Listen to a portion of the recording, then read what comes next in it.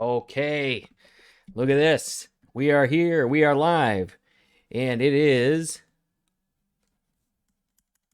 Wednesday, and this is a whiteboard. And so, once again, Whiteboard Wednesday. I wonder. At some point, we're coming up on the 1 year anniversary of Whiteboard Wednesday. I gotta imagine it's coming up soon. I can't remember when I started this, but thank you for joining us here. On Whiteboard Wednesday, on this Wednesday. Wednesday is a funny word, isn't it? Wednesday. What is it? I feel like this D shouldn't be in there, right? Wednesday. That looks more like Wednesday to me. Wednesday. Anyway, doesn't matter. Uh, well, how these things come about. Oh, I do know this actually. I don't know. I learned this in school or something. So, Wednesday is Odin's day from Norse mythology. There's a little fun fact, but some people in the Norse language you put it with a W, so it's Woden's Day. But anyway, that's why I got a weird spelling. Where like the days of the week are Norse gods. Anyway, it doesn't matter. It's Whiteboard Wednesday. I want to talk about the different lenses that we view the Bible through. Different ways, different people see the scriptures. Whoa, look at this. We got Carol and Rick, Linda, probably Diane, yep, Darlene, and Becky. Look at this. This is great. Good to have a full house here. Hey guys, I'm talking today about the different lenses we view the scriptures through. Here, we could be looking at the same exact set of verses. How is it the case? Both of these people over here, this person over here calls themselves a Christian. This person over here calls themselves a Christian. And yet they read the same things, read the same exact verse, and come away with two different understandings. How is it possible that this is the case? And I believe it's possible that this is the case because of the different lenses where we're all reading the same scriptures, but we all come to the scriptures with different lenses. We're seeing it through different and I talked about this at church not too long ago. I had some red glasses that I brought up there. Hey, mom's there too. Hey, mom. We're praying for you. To illustrate this point. So, some of the now I think most of us, at least myself, I don't like, and maybe it's a bad illustration, maybe it's a bad analogy, this idea of lenses, because to me, I don't want to think. When I hear this, I think I don't want to read. I just want to read the Bible. I don't want to read it through any lenses. Do you know what I mean? I don't want to. I just want to know what it actually means. Do you know what I mean? And of course, I hope that's my desire, and I hope that would be your desire as well. But it is. I don't know if it's exactly possible. And one of the reasons that I don't know if it's possible to just see it without any lenses is because we all have so much stuff in our own backgrounds and our own minds, and we come from a denomination and an understanding. I believe that we are getting the. I'm not trying to say that you can't understand what the meaning is. I'm just saying that well, part of the problem is the Bible is made up of lots of different books by lots of different authors.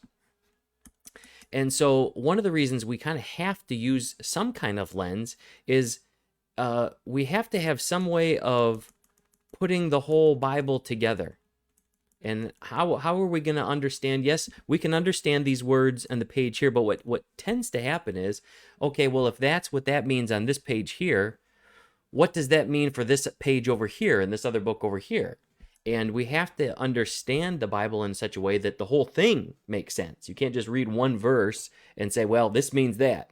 And to heck with all the other verses that might mean something else because this means that. No, if we're going to be Christ followers, if we're going to be Bible believers, we have to not just make verses fight one another. We do have to look at the Bible in such a way that it makes sense of the whole thing.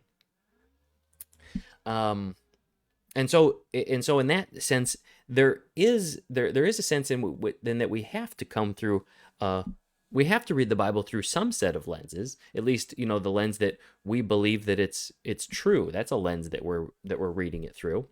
There's people that read the Bible without that lens, and they come up with their own understandings. And it's not that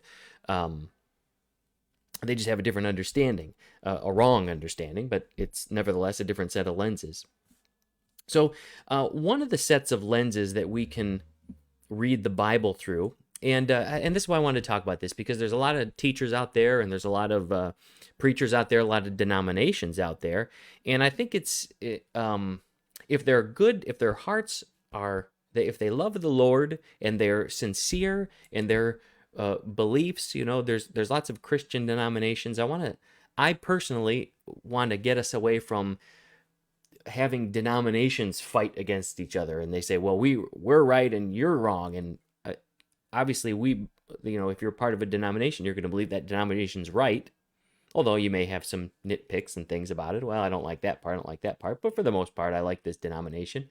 But I want us just to understand, as we hear from and hear from different teachers and different denominations, it's helpful to see what kind of lens they're looking through. And so I want to point out a couple different lenses today. Maybe not so much the actual scriptures, but I want to just point out to you some of the lenses that different people bring to the Bible. And I think it's helpful.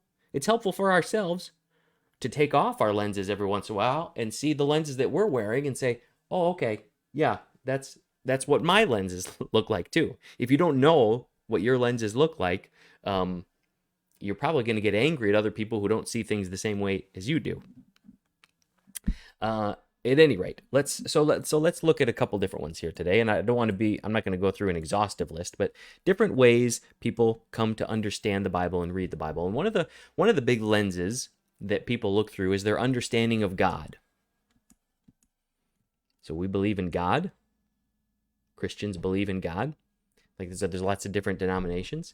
Now, some Christians, that's very easy to say we believe in God, but then we think, well, who is God? What is God like? How can we describe God? So there's some words that the Bible uses to describe God. God is holy. God is sovereign. God is love.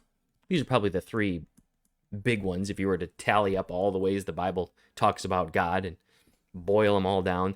Here's three great adjectives, right? Holy, holy, holy is the Lord God Almighty. They cry out. God is holy. I'm sure you've heard that. God is sovereign. He's in control. God is love. One of the great verses in is it 1 John? God is love. And Jesus taught this too. Obviously, you see this even in the Old Testament. Yeah, Rick points out here, this is one of the great things that Promise Keepers, have you ever heard of Promise Keepers? Kind of this, it wasn't a denomination, but they brought all sorts of denominations together and united them under the one banner of, hey, we all love Jesus here, and we've got bigger battles to fight than fighting with one another. Let's join together despite our differences, lock arms, we're all Christians here, and let's have a united front against some bigger battles that we're fighting. What a great organization. And that's exactly what I'm talking about. I appreciate you bringing that up, Rick.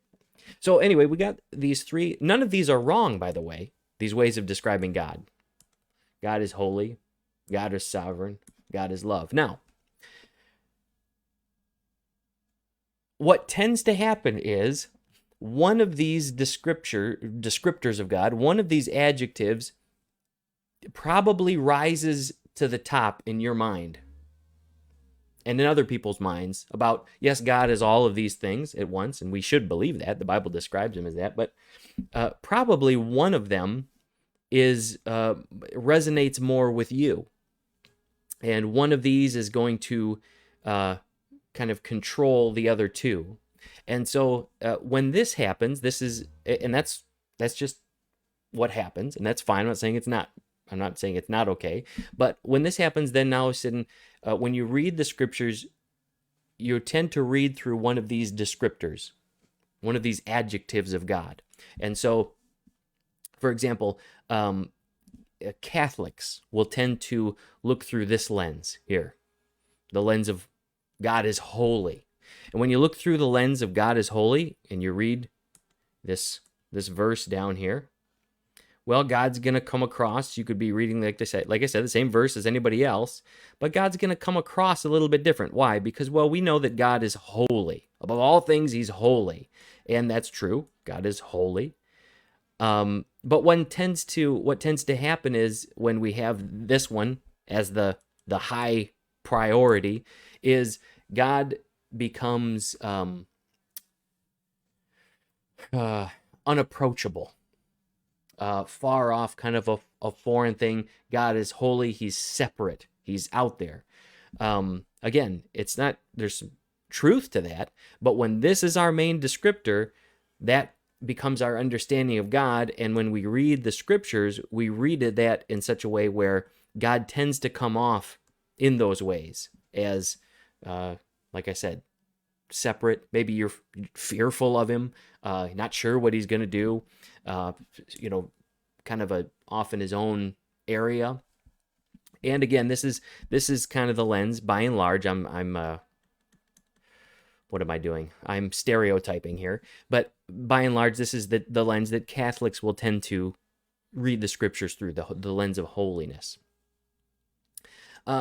Here, lots of people will look at God through the lens of sovereignty, that above all else, God is sovereign. He is in control. Nothing happens apart from what God specifically caused to happen. Our Reformed friends or Calvinist, we've mentioned that before, they will undoubtedly read the scriptures through the lens of sovereignty, because that's their highest understanding of God, is that God is sovereign. And again, it's not wrong, right? God is sovereign. He is in control. But when sovereignty rises to the top, God being in control means he's in control of every single thing. Every single word that comes out of my mouth, God is causing to happen. Every single atom bouncing around, God is causing to happen. Every single virus that attacks a body and kills somebody, that's God doing that. Every single, and people take that sovereignty, and that's at the highest thing. Now God is, he is the cause, and he is not only the cause, but he's commanding natural disasters and floods and cancer and virus. Why? Because God is sovereign, and that's what it means. He's in control of everything. Well, that's what happens when sovereignty rises to the top. And when you read the scriptures with that lens, well, God comes across looking a certain way. And you can read sovereignty into the text very easily, just as you can read holiness into the text very easily and see everything through that and describe everything that way. Then there's those who read the Bible through the lens of love, that God is love. Now here, Wesleyans, not all, but many Wesleyans will tend to read the scriptures through this ideal, the ideal of love. Honestly, if I could say this, many, I don't know what you would, I'm like liberal Christians or progressive Christianities they'll lift love up to the height. And when love is lifted to the height and a certain understanding of love, now God doesn't care so much about sin. God's never mad. He's never angry. He doesn't care anything you do. It's typically permissive to do whatever you want to do because God is love, and love doesn't really care about that kind of stuff. I mean, again, this is a stereotype, but that's what tends to happen when people hold this one up to the height. And when you read the scriptures through this lens, all of a sudden sin doesn't matter, hell's probably not real, and this, all this kind of stuff. Why? Because God is love, and if God is love, then he's not going to care about that kind of stuff. And so here there are three different people reading the same scriptures and seeing totally different things. Why? Because they have these lenses that they're seeing. Now you say, well, which lens is right? The Bible says God is all of these things, and I think we need to bring all of these things. They're not in tension. They work together. God is holy, he is sovereign, and he is love. And sometimes people, it's not often, but theologians like to do this. They like to press you and say, well, which one which one do you think it is? And I like to say the answer is holy love. God is holy love. He's perfect. He's pure love. But and I guess with sovereignty too. But I personally will. I don't believe that love means not caring about sin. I love my kids, and I absolutely care if they fall into sin or things that hurt them.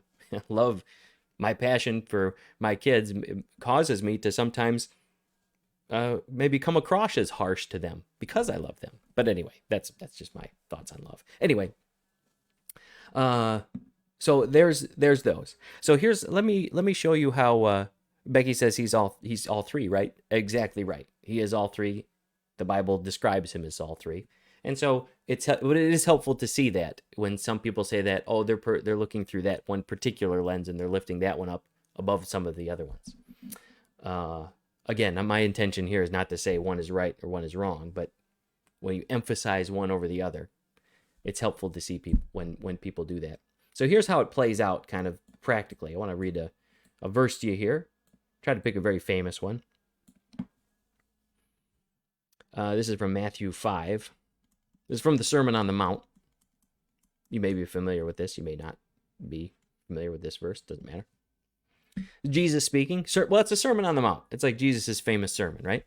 And it surprises me to hear different pastors and Christians read the Sermon on the Mount and have totally come away with totally different ideas. Jesus' most famous sermon, you think, well, of all things, shouldn't we agree on that? Well, we kind of do, and sometimes we kind of don't. So Jesus says this, "For I tell you that unless your righteousness surpasses that of the Pharisees and the teachers of the law, you will certainly not enter the kingdom of heaven. You have heard that it was said to the people long ago," and this is from the Old Testament he quotes,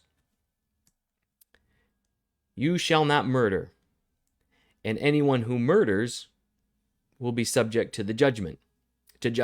So this is a quote from the Old Testament. Jesus says, you've heard that, right? That's the 10 Commandments.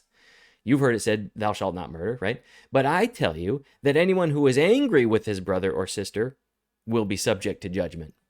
So Jesus taken an Old Testament law, thou shalt not murder. And Jesus says, anyone with anger in his heart towards his brother, Luke says anger in your heart, but anyone who is angry with his brother or sister will be subject to the judgment. So he expands it. It's not just about the physical act of murder. It's about the anger in your heart and harboring that against another person. Now, a Lutheran pastor will look at this a certain way. And I'm not throwing Lutherans under the bus. Here's how if you were in a Lutheran church, you would hear them say something like this. We, human beings, are absolutely sinful. We are total sinners. We sin every day in word, thought, and deed. That's more of a Reformed thing. But Lutherans also understand that we are all sinful with no hope of any kind of righteousness of our own. And so for Jesus to say, you shouldn't be angry with your brother or sister or be subject to judgment, and that your righteousness must surpass that of the scribes or for the Pharisees and teachers of the law, the point of what Jesus is trying to say, a Lutheran would say, is that the reason Jesus said this is for you to understand that it is absolutely hopeless for you, and you need to cry out to Jesus for help and forgiveness, because you can't do this. So the point of this passage is to say that nobody can do this, and we need Jesus' help.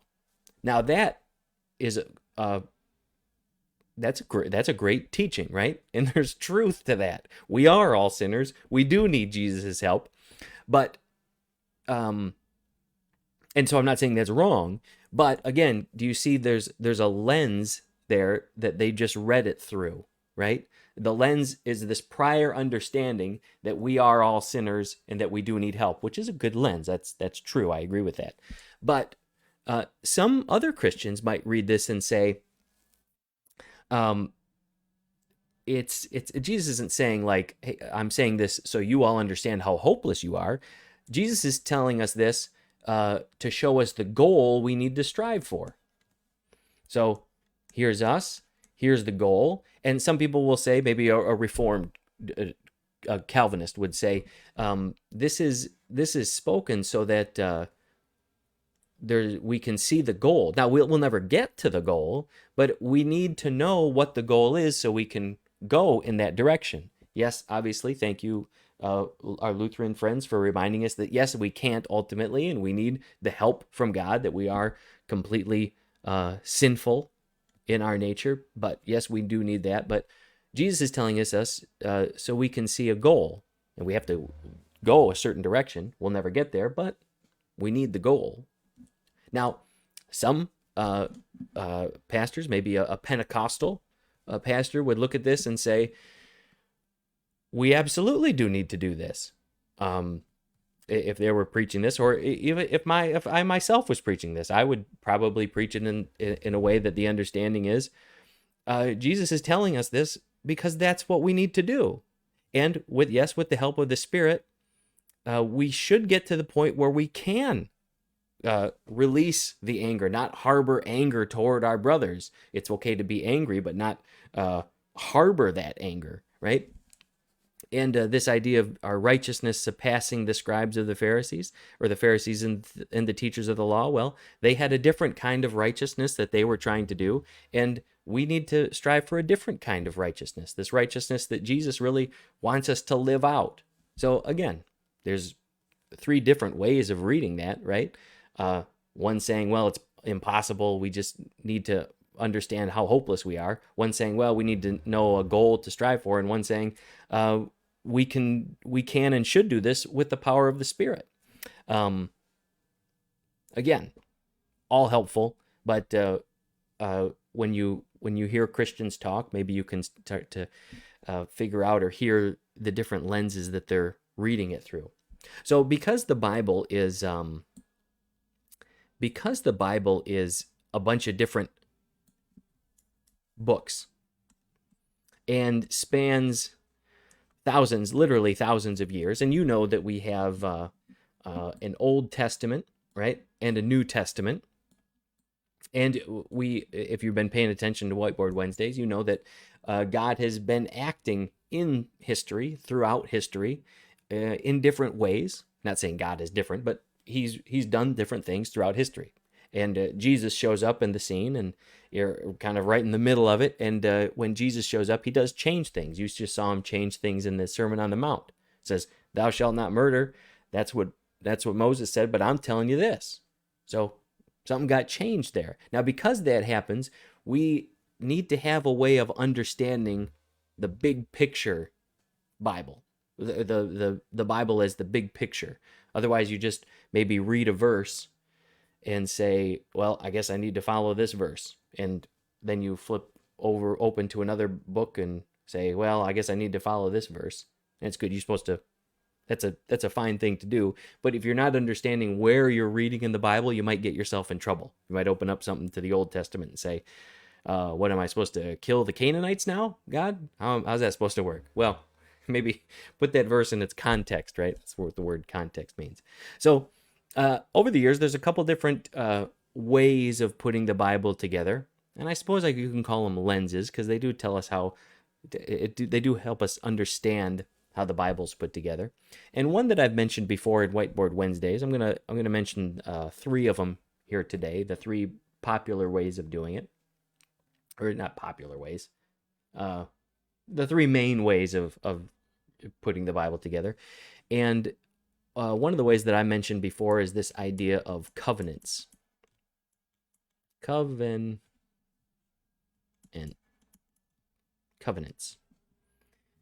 Is that right? No, that can't be right. That doesn't look right. Is it with an A? That looks even worse. I forgot how to spell covenant. Hey, Google, how do you spell covenant? No? How do you spell covenant? Covenant is spelled C-O-V-E-N-A-N-T. Okay. The A, there was an A here. Okay. Thanks, Google. Okay. Breaking up the Bible in terms of covenants. Seeing the Bible as a history of covenants. And I've said this before, but a covenant is an agreement with God. In fact, the word covenant means testament. It's another word for testament. So Old Testament, New Testament. We already kind of have that understanding right off the bat that the Bible has different covenants. Yes, thank you, Jerry. Appreciate it. Appreciate the spelling help. And Becky, too. So covenant. So some people are covenantal. A lot of people are covenantal. We're supposed to understand the Bible in terms of covenants, and there's 5 main ones. And I've said this before.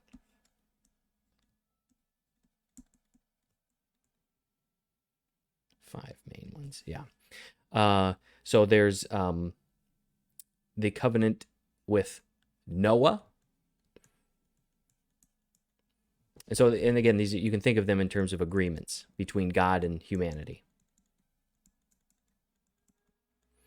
The covenant with Noah, if you read, God promises, hey, I'm not going to do this anymore. There's the flood, right? And then after that, God said, here's what I want you to do. He laid out some things. Don't eat this. Do this. Don't.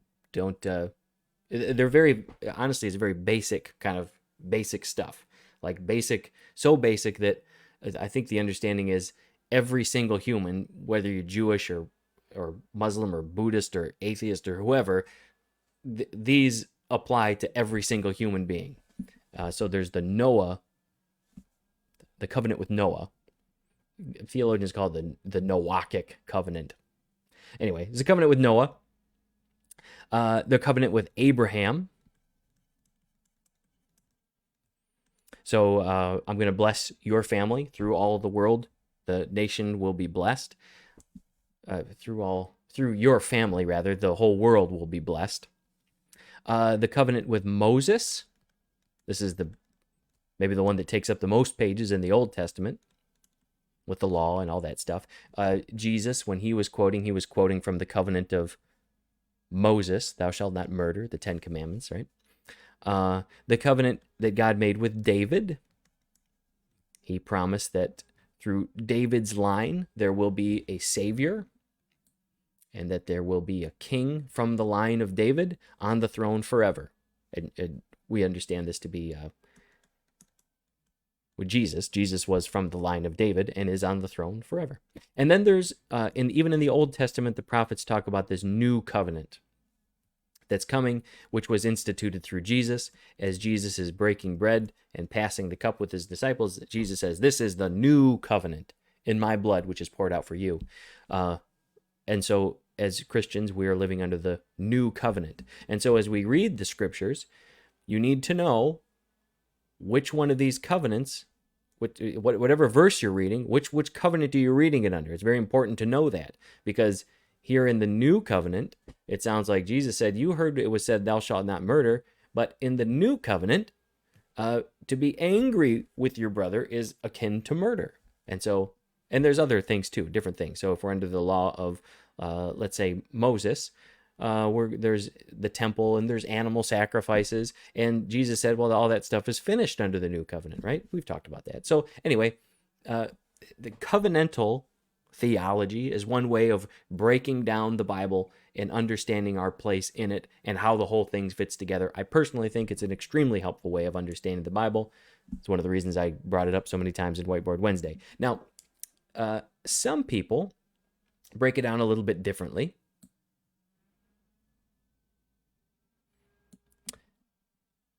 Some people break it up into, here's another fancy word, dispensations. So these people are dispensational. So, and here, typically, if you're listening to a dispensational teacher, they'll say there are 7 dispensations. Or 7 main ones. Usually, I mean, there's give and take on all this stuff. And a dispensation is like different periods of time. So God interacts with different people differently depending on what time period we're in. For example, and there's a lot of overlap here even. So the first dispensation is the dispensation of innocence. So this is in the Garden of Eden, Oh my word, I think that's how you spell innocence. So maybe this would be, yeah, Garden of Eden. Adam and Eve are innocent, right? This is before sin comes in and God interacts with humanity a specific way in the dispensation of innocence. Innocence, the dispensationalist will say. Then after sin creeps in, there's the dispensation of conscience. Now we're aware of sin. Now God is dealing with humanity a little bit differently. They're outside the garden, and we have the consciousness of sin and evil. After the and humanity goes wrong. Humanity goes wrong in every single one of these. After the flood, there's the dispensation of human government.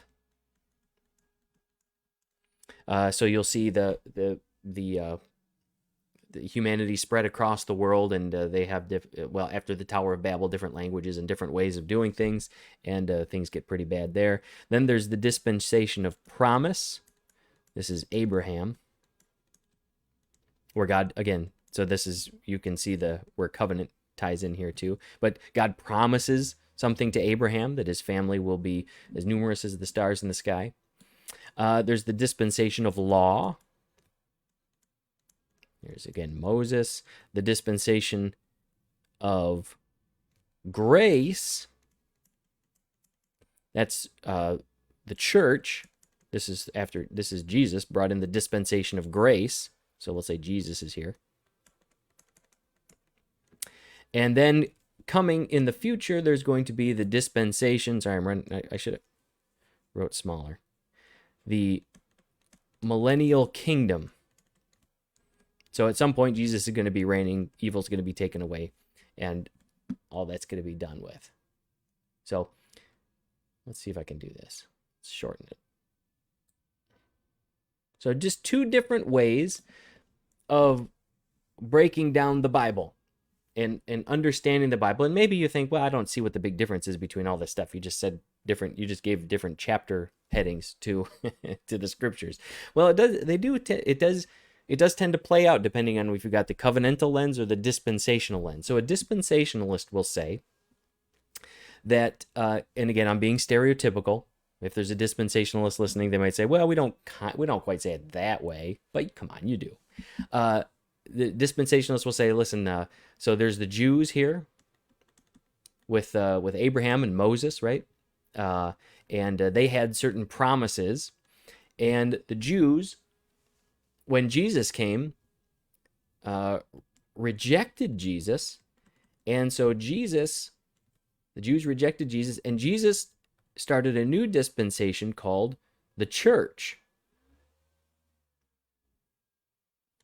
Now, there's still many promises, because this is a separate entity now, the church, in the dispensational view. There's still many promises that God gave to Abraham that aren't fulfilled. And so there is coming a day when the church is going to be taken away, and then the promises of the Jewish people will be fulfilled. And so if you hear, we've talked about the rapture before, where the church is now taken out and then God is going to finish up. That's a dispensational idea, because they see the church as something totally separate, and that God still needs to fulfill some of the promises to the Jews. But because the Jews rejected Jesus, God still has to take care of that. And because God promised them those things, that's something he still has to take care of. And so that's where you get the idea that there's all sorts of stuff that comes up with that. Now, the covenantal theologian, what they would say is the promises of Abraham and the promises of Moses are all fulfilled in Christ. And that kind of the covenantal way of understanding is the church isn't something that is separate, but rather Gentiles or non-Jews, Gentiles are brought in to the promise in the new covenant. And so the promises of Abraham, the promises of God to Abraham, the promises of God to Moses are all fulfilled in Jesus. And the beauty of Jesus is he's brought these two to one. Now, some Jews accepted Jesus. Not all Jews rejected. The whole early church in the New Testament, these are all Jewish people. The idea is Jesus is opening the doors and inviting everybody in. So that's just a covenantal understanding of that. I hate to. Okay, so let me say a few more words on these. There's boy, I already spoke so much. There's different understandings of this. There's an in-between understanding. They call themselves New Covenant. This might be, forgive me if this is all like super boring and unpractical. There's also New Covenant Theology that tries to be kind of a bridge between these two. So, and really the big difference is the New Covenant Theology, kind of the understanding is God has always had this agreement of, or I think Rick said pledge is a good word. I like that idea. There's always been this idea of a covenant or agreement or pledge with humanity of grace. It's always been grace. It's a misunderstanding of the Old Testament to think, oh, that was just law and no grace. No, that was grace back then too. There's been different ways that plays out depending on what group God is talking to, but it's all been grace. It's all been a covenant of grace. And so we're just kind of partaking in the different ways that manifests in our lives, but that's kind of the New Covenant Theology. So maybe the biggest way these kind of play out is when you ask about what do we do with the Old Testament law. So you read the Old Testament law. What is it? How are we supposed to? Are we supposed to follow it, or are we not supposed to follow it? A dispensational would say, they would read it through that lens. They say that is for the Jews. That was the Jewish law, and the Jewish people still need to follow that law. They can't because of the temple, but they're supposed to still be following it. And some dispensationalists even say there's salvation for the Jews even apart from Jesus because God made that promise to them. Now, a covenantal person would say, well, it depends on what Old Testament law you're talking about. Yes, we do follow the Old Testament. So these would say no for the Jews. Covenantal would say yes, with an asterisk, except when, can you still read this? Jesus said no. So so the covenantal would say, do we follow the Old Testament laws? They would say, yes, we do, except when Jesus said no. So like in the Old Testament, hey, don't eat pork, don't eat shrimp. And in the New Testament, Jesus says, it's not what goes into your body that makes you unclean. It's what comes out of your heart that makes you unclean. And then Mark says, in saying this, Jesus made all foods clean. So a covenantal theologian would say, well, that would be an example that if you read those Old Testament laws about those, like the food laws, then no, we don't follow those because Jesus, he changed those laws. But the laws that Jesus didn't talk about, yeah, we should probably still follow those laws. Now, a New Covenant theologian, what do we do about these Old Testament laws? A New Covenant theologian would say, no, we don't follow the Old Testament laws. We follow Jesus. So maybe you could ask about the 10 Commandments. Do we follow the 10 Commandments? This person would say, no. You don't follow the 10 Commandments as a Christian. You follow Jesus. Now, if you're following Jesus, you will fulfill the 10 Commandments. Absolutely, because Jesus told us to love the Lord your God with all your heart, soul, mind, and strength, and love your neighbor as yourself. And if you're doing those things, then you're going to follow the 10 Commandments. But we don't follow the 10 Commandments because they were written on a stone somewhere. We follow Jesus, and in following Jesus, we'll follow the 10 Commandments. Rick says, seems like it's just a bunch of caveats.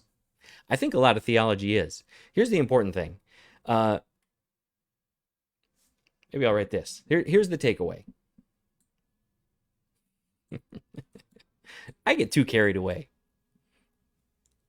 Who gave me a whiteboard? I shouldn't have a whiteboard. I get too carried away. Here's the takeaway. The main things are the plain things in the Bible. And the plain things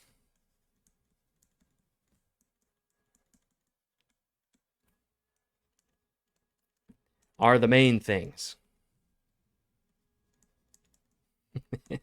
So always default to this.